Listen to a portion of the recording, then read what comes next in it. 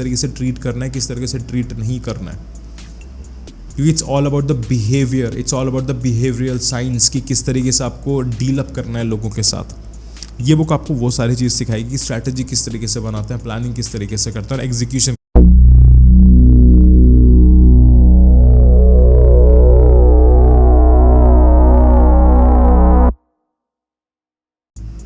So welcome back to my channel people. मेरा नाम है Shikhar Chaudhary and I am founder of the एडिशिखर एकेशंस एंड द शिक्षित टॉक्स। हम इस शिक्षित टॉक्स के ऊपर हम सारी लाइफ से रिलेटेड बातें करते हैं, सारे हम डिस्कशंस करते हैं, हम सीखते हैं कि लाइफ को किस तरीके से आगे लेके जाना है और किस तरीके से पीछे नहीं लेके जाना है। तो आज के हमारे इस टॉपिक के अंदर बहुत ज़्यादा इंपॉर्टेंट टॉपिक है, वो है बुक्स के बारे में। Yes you already red books.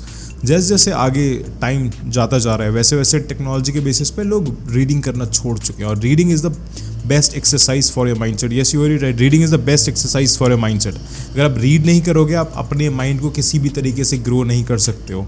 There is no other way. अगर आपको लगता है कि आप वीडियोस देखोगे इतना बेनिफिट नहीं मिलेगा, but reading is the best medicine. इससे आपका माइंडसेट एक नंबर लेवल का ग्रो होने वाला है, राइट। तो आज हम इस वीडियो में, इस लेक्चर के अंदर हम 3 ऐसी इंपॉर्टेंट बुक्स के बारे में बात करेंगे जिसने मेरी लाइफ के अंदर काफ़ी ज़्यादा चेंज लेके आया, और सिर्फ मेरी लाइफ के अंदर नहीं, बहुत सारे लोगों के लाइफ के अंदर बहुत ज़्यादा चेंज लेके आया है।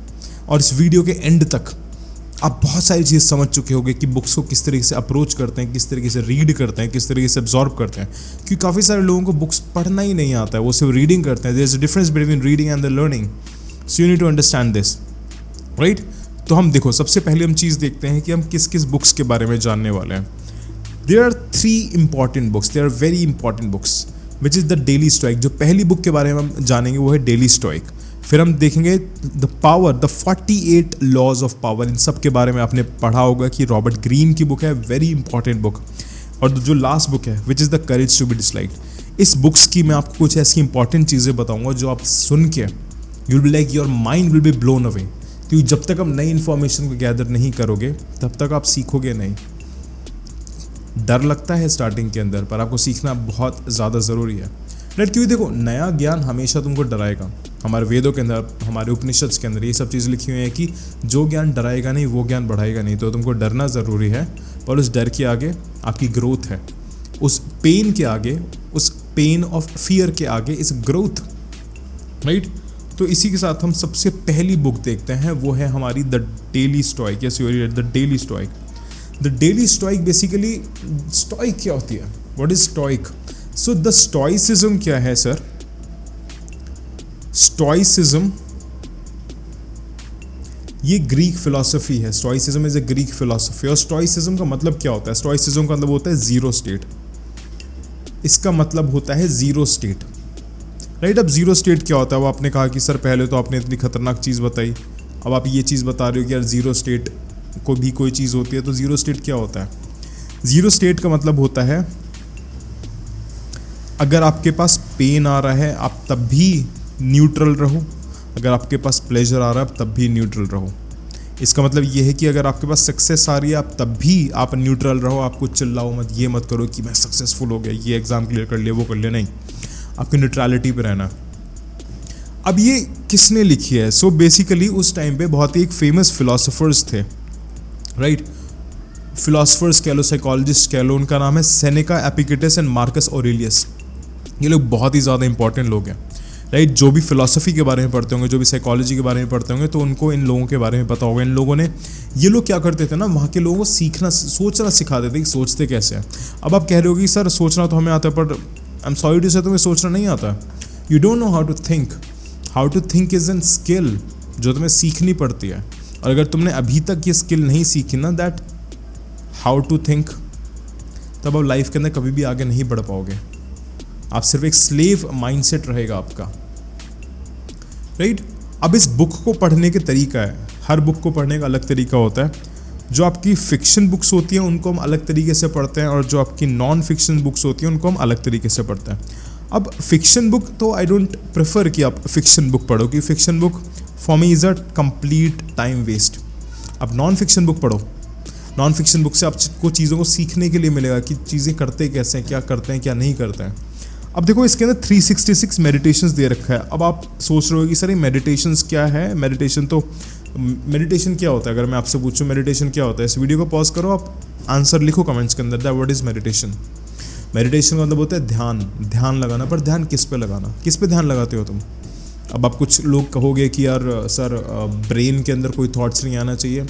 ऐसा इस स्टेज पर नहीं होता है। वो स्टेज आने का जो जिस स्टेज की आप बात कर रहे हो, जिसको हम थॉटलेसनेस की स्टेज कहते हैं, वो अभी नहीं आती है। वो आएगी आपकी बहुत बाद में, जब आपके जितने भी मेटेरियलिस्टिक जो गोल्स हैं वो आपके पूरे हो जाएंगे। वो स्टेज आपकी तब आने वाली है। पर अभी तुम्हें थॉट्स पर मेडिटेट करना है।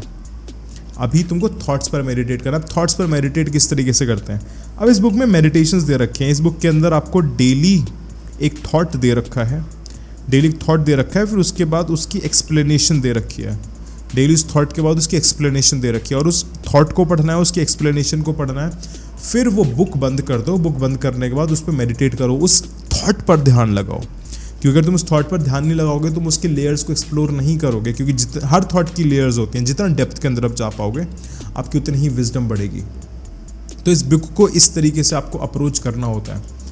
क्योंकि देखो, हर बुक एक तरीके की नहीं होती है। हर बुक को पढ़ने के तरीके होते हैं, राइट? तो बुक्स को पढ़ने का तभी फ़ायदा जब तुम उनकी नॉलेज को डाइजेस्ट करो। अब जैसे आप खाना खाते हो, खाना आपके पेट के अंदर जाता है, पेट के अंदर जाएगा तभी आपको फ़ायदा करेगा जब वो डाइजेस्ट करेगा। सेम विद योर नॉलेज, जब नॉलेज ब्रेन में जाएगी, जब तक वो डाइजेस्ट नहीं होगी तब तक आपको कोई फ़ायदा नहीं मिलने वाला है। समझो इस बात को, राइट? फिर हमारी इसके बाद बहुत ज़्यादा इंपॉर्टेंट बुक आती है। देखो, पावर हर किसी इंसान को चाहिए। एवरीबडी नीड्स पावर, चाहे वो इंटेलेक्चुअल पावर हो, चाहे वो फाइनेंशियल पावर हो, चाहे वो इमोशनल पावर हो। हर एक का एक इच्छा होती है कि उसको पावरफुल बनना है। पर लोग इस इच्छा को अपनी दबा देते हैं क्योंकि उनको पता नहीं होता किस तरीके से बनना है। क्यों नहीं पता होता? क्योंकि उनकी ईगो बहुत ज़्यादा हाई होती है। वो बुक्स को नहीं पढ़ते हैं। और बुक्स को सिर्फ वही इंसान नहीं पढ़ता जिसकी ईगो बहुत हाई होती है, क्योंकि उसको ऐसा लगता है कि उसको सारी चीज़ें पता है, उसे सीखने की ज़रूरत नहीं है। और जिस इंसान को ये चीज़ पता है कि उसको कुछ भी नहीं पता, वो हमेशा सीखता रहेगा। इसलिए जो समझदार लोग होते हैं वो हमेशा बुक्स पढ़ते रहते हैं। वो ये वाली स्टेटमेंट नहीं देते हैं कि this is the bookish knowledge, this is the stupid thing, this is the stupid statement. अगर जो भी तुमसे ये बात कहे ना कि बुकिश नॉलेज से कुछ भी नहीं होता, उससे दूर हट जाओ, 100 किलोमीटर दूर बिल्कुल। नेक्स्ट बुक हमारे पास आती है the power, the 48 laws of power, right? So ये लिखी है रॉबर्ट ग्रीन ने। Robert Greene amazing psychologist, philosopher, he is a very great experience person, right? और ये वाली बुक की आपको सबसे ज़्यादा खास बात बताता हूँ, ये बुक्स बहुत सारे यूएसए के स्टेट्स के जेल के अंदर, प्रिजन्स के अंदर ये बुक बैन है। ये बुक बैन है तो इसका मतलब कुछ ना कुछ तो पावरफुल होने वाला है इस बुक के अंदर। बैन इसलिए क्योंकि इसके अंदर कुछ ऐसे लॉज दिए हुए हैं ना कि अगर इसको किसी ने भी 2 से 3 बार पढ़ लिया और इसको सही से डाइजेस्ट कर लिया तो भाई वो इंसान बहुत खतरनाक इंसान बन जाएगा। क्योंकि पावर सिर्फ मसल्स वाली पावर नहीं होती है, पावर यहाँ वाली पावर होती है। इसकी पावर अनलिमिटेड है पर मसल्स की पावर लिमिटेड है। समझो आप क्या चीज़ समझाई मैंने? जो आपकी मसल्स की जो पावर होती है वो सिर्फ लिमिटेड है, मसल्स की सिर्फ लिमिटेड पावर है। पर आपकी जो माइंड की पावर है, वो आपकी माइंड की पावर क्या है? अनलिमिटेड। इसका कोई लिमिट नहीं, आप कितना भी ग्रो कर सकते हो, किसी भी लेवल पे जा सकते हो। और आपको जो रिजल्ट्स देंगे वो माइंड की पावर देगी, आपको मसल्स की पावर नहीं देगी। अब मैं ये नहीं कह रहा हूँ कि जिम जाना बंद कर देना, workout is very important for our body, right? और माइंड के लिए भी, ये मैंने अपनी पहली वीडियोस के अंदर बताया, तो उनको जाओ और देखो। तो इस बुक के अंदर ना लॉज दिए हुए हैं। इस दुनिया में जितने भी ग्रेटेस्ट फिलोसोफर्स और स्ट्रैटेजिस्ट रहे हैं उन सब के बारे में कुछ चीज़ें, बातें बता रखी है कि आपको किस इंसान को किस तरीके से ट्रीट करना है, किस तरीके से ट्रीट नहीं करना है। क्योंकि it's all about the behaviour, it's all about the behavioural science की किस तरीके से आपको डील अप करना है लोगों के साथ। ये बुक आपको वो सारी चीज़ सिखाएगी कि स्ट्रैटेजी किस तरीके से बनाते हैं, प्लानिंग किस तरीके से करते हैं और एग्जीक्यूशन किस तरीके से करते हैं। इसीलिए ये प्रिजन्स के अंदर ये बुक बैन है। बहुत सारी ऐसी बैंड बुक हैं जो नॉर्मल लोगों तक नहीं पहुंचती हैं।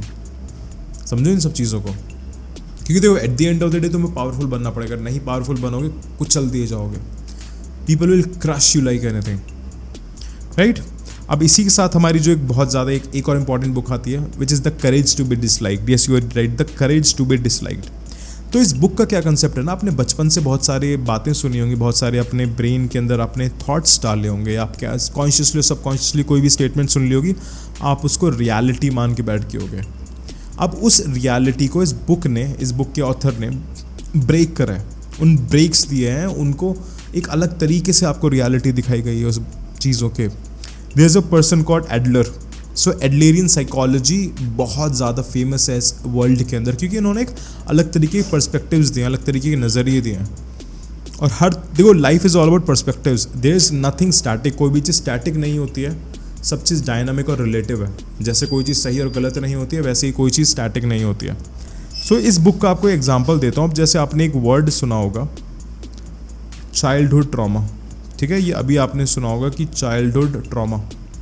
तो एडलर ने इसे बहुत अच्छी बात कही है कि लोग ये जो नेगेटिव वर्ड है ये चूज़ करते हैं लाइफ के चैलेंजेस से बचने के लिए. बहुत सारे एग्जांपल्स दिए थे कि कुछ लोग ट्रॉमा को एज अ चैलेंज लेते हैं, as a ability to tolerate pain and stress लेते हैं, और कुछ लोग उसका एक्सक्यूज़ बना के जो चैलेंजेस होते हैं लाइफ के उनसे हट जाते हैं. आपने बहुत सारे लोगों को ऐसा सुना होगा, बोलते हैं कि यार मुझको बचपन में ये चीज़ें नहीं मिली, वो चीज़ें नहीं मिली, अगर मिल जाती तो मैं बहुत आगे होता. और सेम आपने वो लोग देखे होंगे जिनको बहुत ही ज़्यादा कम चीज़ें मिली हैं पर वो लाइफ में बहुत ज़्यादा आगे होते हैं.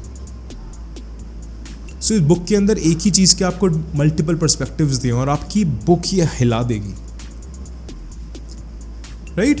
तो आई होप आपको ये बात समझ में आई होगी. तो पढ़ना स्टार्ट करो, और अगर तुमने अभी तक सब्सक्राइब नहीं करा तो सब्सक्राइब करो और कमेंट्स के अंदर अपनी प्रॉब्लम्स को लिखो, जिससे कि मैं नेक्स्ट वीडियो आपके लिए बना पाऊँ और इस देश का जो माइंडसेट है वो सशक्त कर पाऊँ. राइट? सो stay शिक्षित, stay healthy, stay humble. This is about Shikhar Chaudhary, founder and educator of the EduShik Educations and the Shikshit Talks. Signing off.